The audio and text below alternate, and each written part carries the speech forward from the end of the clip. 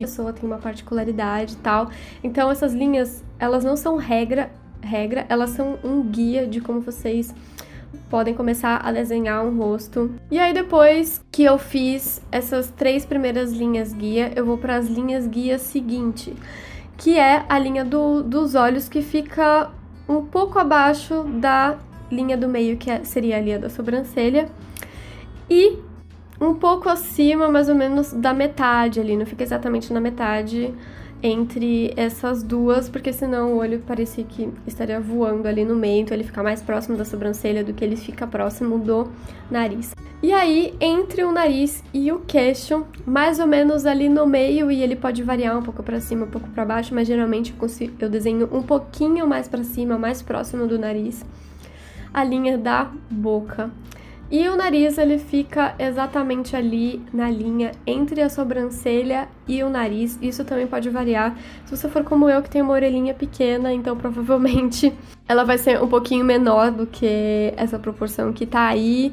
Então, depois que a gente já definiu todas essas partes do rosto, a gente vai começar a desenhar essas partes do rosto. Então, geralmente, eu começo a desenhar os meus retratos pelo nariz. Eu não sei, por quê.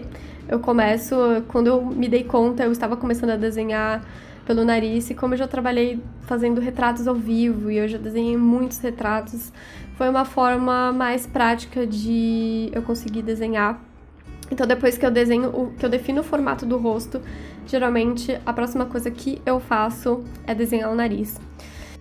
E enfim, gente, eu desenhei o nariz usando 3 bolinhas, porque eu acho que é uma forma bem prática da gente visualizar o nariz, porque o nariz é uma estrutura bem complexa, e talvez vocês tenham bastante dificuldade para desenhar nariz. Bom, a sobrancelha também tem diversos formatos diferentes, tem sobrancelhas que são mais retas, sobrancelhas que são mais arqueadas.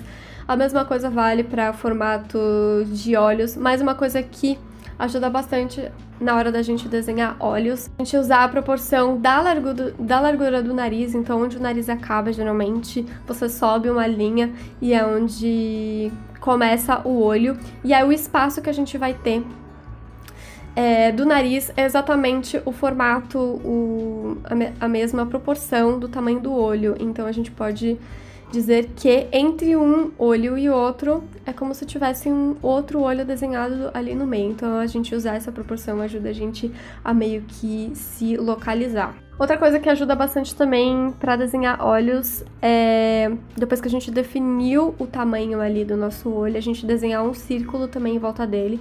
Porque, como vocês sabem, né, a cavidade ocular, ela é muito maior do que o nosso olho desenhadinho mesmo e tal, porque a gente tem a pálpebra e tudo mais. A boca também, ela é uma parte que também varia muito, existem diversos formatos de boca, e eu percebo que cada artista tem meio que uma forma de resolver boca de uma forma, sabe? Principalmente quem não desenha hiperrealismo, sabe? Mas tem um estilo mais próprio, e é muito legal perceber como cada artista resolve tanto o olho, como o nariz, quanto a boca de uma forma diferente, e como meio que a gente desenvolve um estilo de como resolver, sabe, essas partes do rosto. Eu acho que são essas as particularidades que tornam o estilo de cada um tão marcante e tão diferente um do outro, sabe? Eu acho muito legal prestar atenção nisso também. E aí, depois que eu já fiz toda a minha estrutura do rosto, não vou me preocupar em detalhar muito essas partes a princípio, porque essa mesmo a estrutura que a gente vai usar como guia pro desenho. E aí, a minha dica pra vocês é fazer essa estrutura primeiro numa folha à parte e depois passar limpo esse desenho num outro papel, pra esse papel não ficar tão rabiscado e todo apagado e com os rabiscos por baixo. Então, isso é uma coisa que pode ajudar muito vocês, caso vocês apaguem muito na hora de desenhar, e não ficar se preocupando tanto com isso, e desenhar à vontade e depois passar limpo, porque é o momento que vocês já vão ter o desenho definido, e aí vocês vão passar por uma folha e não vai ficar tudo rabiscado ou com manchas da borracha ou com marca da borracha e tudo mais. Então, eu passei a limpo esse desenho para uma outra folha e vou fazer uma breve finalização desse desenho que vocês vão conferir aí no vídeo. E enquanto vocês conferem a minha finalização, que não é exatamente o foco desse vídeo, eu vou dar mais algumas dicas que eu acho que podem ser interessantes. Bom, eu acho que uma das coisas mais importantes pra gente que tá aprendendo a desenhar rostos ou vai fazer retratos, é que nós somos projetados para identificar a simetria no mundo.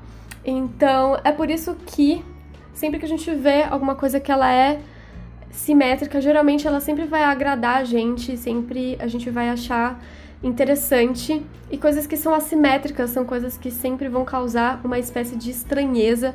Isso não quer dizer que vai ser bom ou ruim, ou que vai ser melhor do que uma coisa simétrica, mas geralmente a assimetria, ela causa uma certa estranheza. Porém, por outro lado, uma coisa interessante da gente notar sobre retratos é que quando a gente pega um rosto, e aí, inclusive, eu acho que memes podem ajudar a gente a visualizar isso, mas vocês lembram quando saíram aqueles memes que eles pegaram rostos de artistas e aí pegaram só um lado e replicaram esse lado, e aí meio que fizeram ele totalmente simétrico. E aí quando você pega um rosto e deixa ele 100% simétrico dessa forma, ele fica muito estranho. E é nessa hora que a gente começa a perceber que a gente não tem uma simetria totalmente perfeita no rosto, sabe? Um lado sempre vai ser um pouco mais alto do que o outro, ou um olho vai ser um pouco maior ou um pouco mais fechado do que o outro. E, enfim, a gente sempre vai ter um lado que é um pouquinho diferente. E eu acho que quando a gente tem uma coisa 100% simétrica, principalmente se tratando de rosto, também causa um pouco de estranheza. Então, a simetria, ela fica meio que no liminar entre a perfeição e a imperfeição, e eu acho que são essas imperfeições que tornam cada rosto e cada pessoa tão diferente uma da outra e tão especial, sabe? Então, encontrar essas particularidades, essas características em cada rosto, eu acho que é um dos grandes desafios de quem desenha retratos, principalmente a partir de referências, né? Vocês estão retratando outra pessoa ou qualquer coisa assim. Eu acho que isso é o mais difícil, a gente captar todas essas particularidades que cada um tem, mas eu acho que a gente ter noção de que essas diferenças existem já é um grande passo pra gente criar um retrato que seja mais fiel, assim digamos.